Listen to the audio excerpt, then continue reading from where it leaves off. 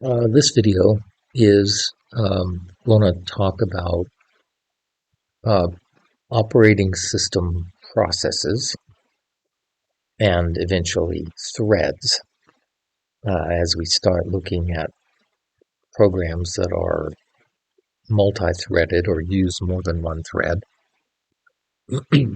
When you start working with things like async and await in C Sharp, you're working with mechanisms that help you manage threads. But before we talk about threads, I think it's important to talk about processes and kind of how they relate to the computer. Um, and then once you kind of have a basic idea of processes, then then we can go down a level and see that an operating system process can have more than one thread, and normally they do. Even when you're running a WinForms program, there'll be threads running that are doing things threads running that you didn't initiate, at least directly or explicitly in code, that are just part of the framework, that are just there to help manage the process, manage the program. The same is probably true on a console program. Pretty much any kind of program is going to end up with having some threads that are just supporting threads or whatever. And then you can create threads in your program um, through various coding mechanisms to be able to help the program to utilize the resources of the computer more efficiently. So if you have a program that you wrote that only uses one thread, it's like basically having a company that has one person in it. Maybe you've got the funds and you've got other means to be able to support multiple employees. But if you just have one employee, well, then obviously the work is going to get done much more slowly. Whereas if you have multiple employees, or like the example we were talking about, Uber drivers, if you have multiple cars, you can get a whole lot more work done at the same time, and also utilize the available resources efficiently. This computer I'm working on, I don't even know. I know it's got a minimum of 8 CPUs, so it's got 8 processors that are just waiting for work or doing work. But they obviously have capacity to do more work. The work done in an operating system is divided up over little time slices. There's a scheduling system that just kind of uses a system of priority. What are the most important processes to give time to, and then those processes or those tasks get allocated to a CPU to do work. Normally today, we end up programming in a multi-threaded environment. That really became increasingly true as we started working across networks and the internet and things like that. If you're just working with your own computer, you typically are the only client. But if you're working on the internet, typically programs could have multiple clients, dozens, sometimes hundreds, sometimes thousands of clients. And being able to run multiple processes and multiple threads in those processes enables, a set of computer resources to be able to serve more people. So multi-threaded programming is something that, um, it's kind of become the standard or basic. Obviously, it introduces more complexity than a single-threaded program, but it's not unmanageable, and learning it is not that difficult. There are definitely some things you have to know about and account for, but those I think will come with time, and the mechanisms that are used in programming today, particularly more so than 10 years ago, for managing multiple threads, in particular the async and await paradigm, where you create tasks that are asynchronous and you execute methods in those tasks, and you await results. That's an asynchronous kind of paradigm. And what's happening is new threads are being created to go run the task, while your main thread is free to kind of orchestrate your program. But before getting too much into threads, it's important, I think, to understand the top level unit within a computer that does work. So on this screen, this is Lucid Charts, or just Lucid, they call it, um, which I have this enterprise account for, and you have an account in here, so you can create diagrams and use diagrams and so forth. But we'll talk more about that soon. As you have opportunity to want to do some diagrams. I know you talked about having pictures sometimes. So here's a simple picture I put together this morning of a computer. So this is basically a computer. It really focuses on three elements. One is the file system. So the file system you're very familiar with. It's what you explore in when you go to Windows Explorer. So if I go over here to Windows Explorer, which I'm going to do here shortly, this is the C drive with all the folders. Of course, you've got other drives. I've got a remote drive here. There's probably drives I can get to on a network. It's basically data storage on disk. It's really just static. It's not really active, even though you can look at it and browse it and work with it. It's really just data on disk. What the active stuff you're working with is actually a program called File Explorer, which is this program here we're looking at. So anyhow, that's the file system. Second component is memory. It's just what they call RAM, or random access memory. And it is the same data as this stuff over here, except that it's dynamic. It's loaded into memory. It's the active part of the computer. You can think of the file system as being somewhat static. It's just ones and zeros, literally, on a media that's able to store, medium that's able to store those ones and zeros. So used to be a spinning hard drive years ago, used to be tape before that, used to be punch cards before that. They weren't permanent storage, but they would be used to load basically programs into memory. So in a sense, a hole in a punch card, I guess, was a permanent storage device, a static storage device. Today it's, whatever these memory sticks are made of. There's no more spinning disks by and large with these, more static storage of data at rest. And then, of course, you have this random access memory, which is data that's actively loaded into the computer's memory at certain address locations. So you have whatever capacity of memory you have, you can think of as just a grid, like these little cells that contain a 1 or a 0. That's the only thing they can contain. Whenever they get quantum computing working, these will be called qubits instead of bits, and they'll be able to hold, an infinite is what I understand, amount of information, or have an infinite number of states, not just 0 and 1. But for today, we're still working with zeros and ones, and you have a finite, although very large, amount of memory available. So from address 0 to address n, whether that's 64 gig or whatever it is you have from memory.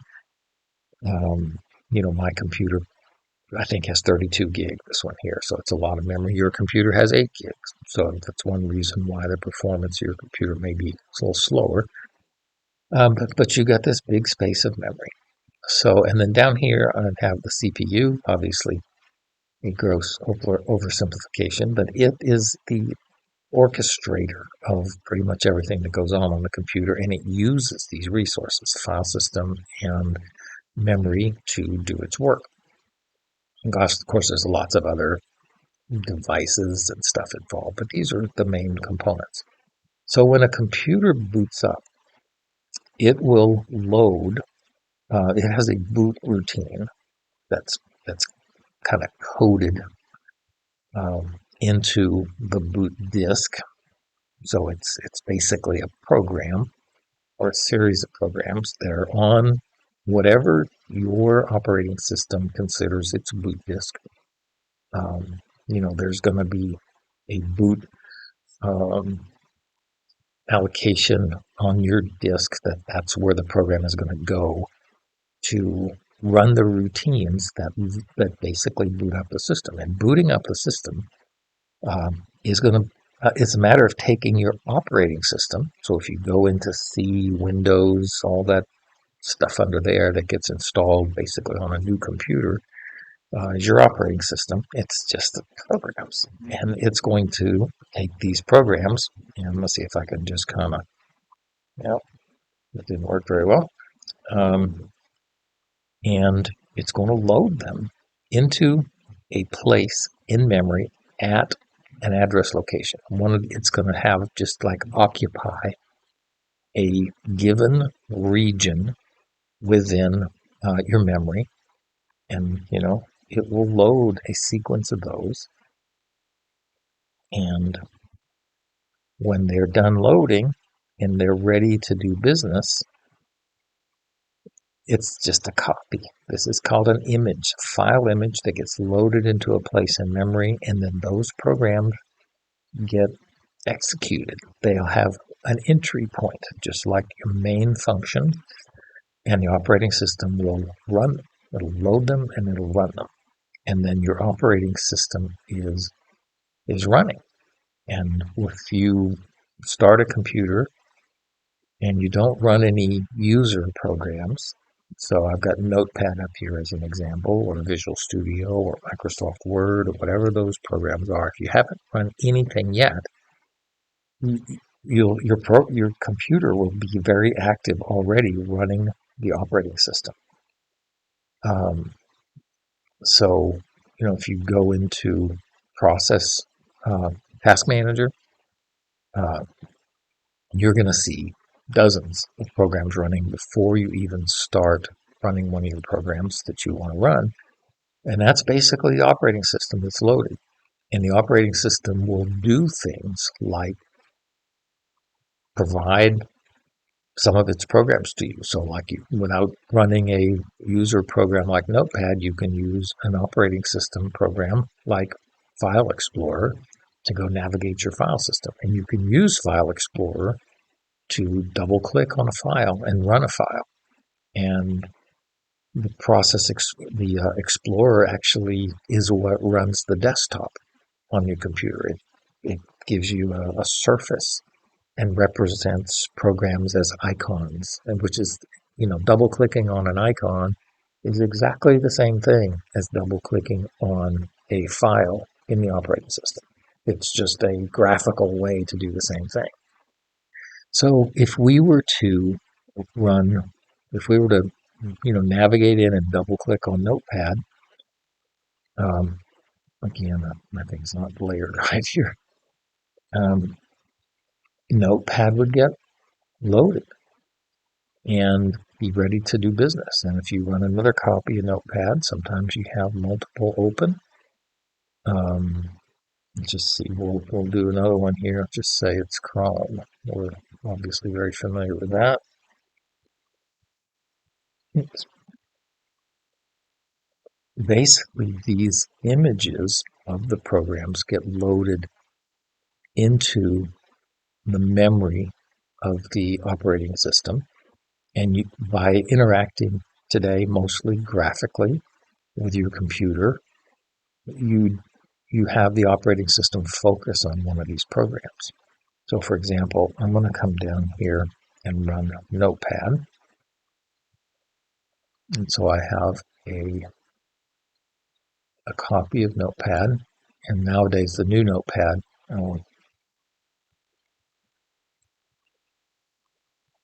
that will basically give you the title bar up here that matches the top of the text. It's kind of nice. I'm going to run another copy of it.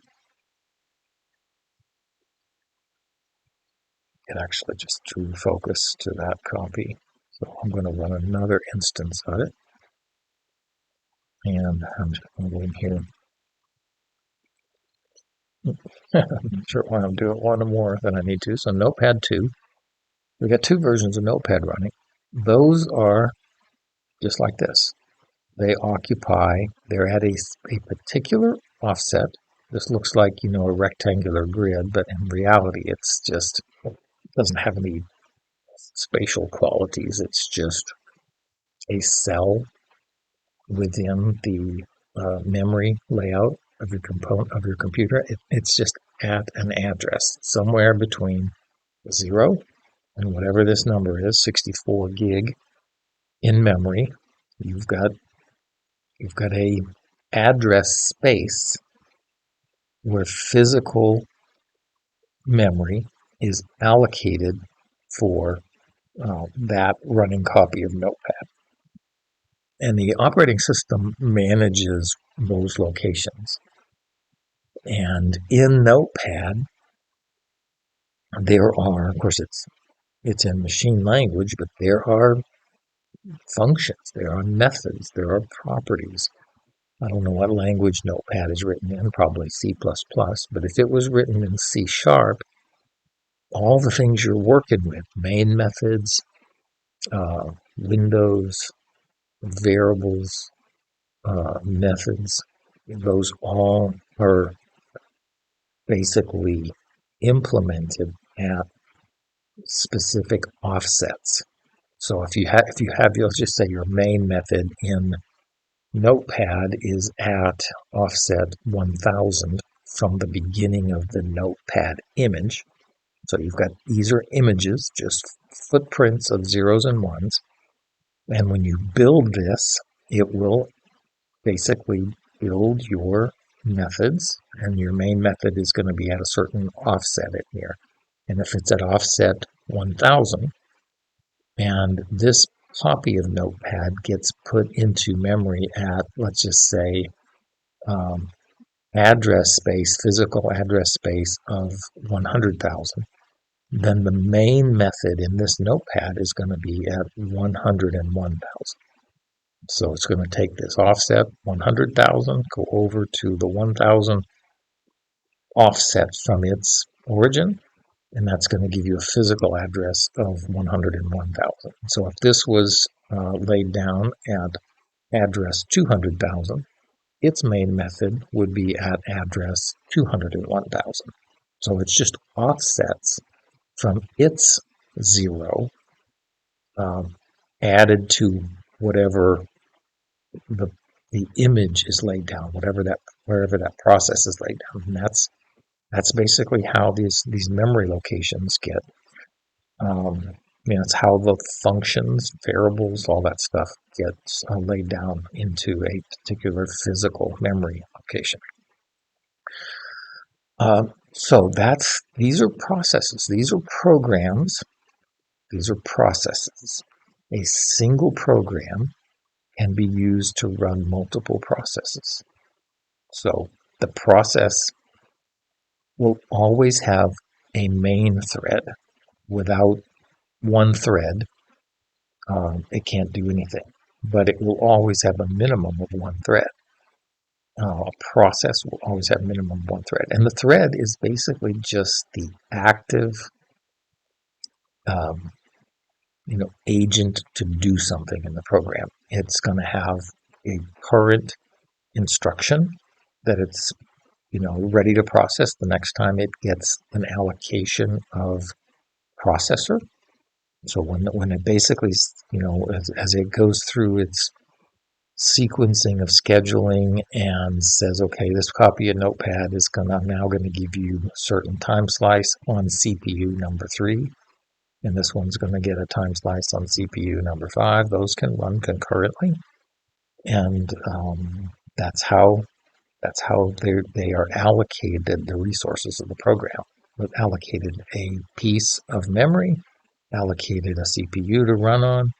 The file system is really just for loading these programs into memory so that they can be processed. Um,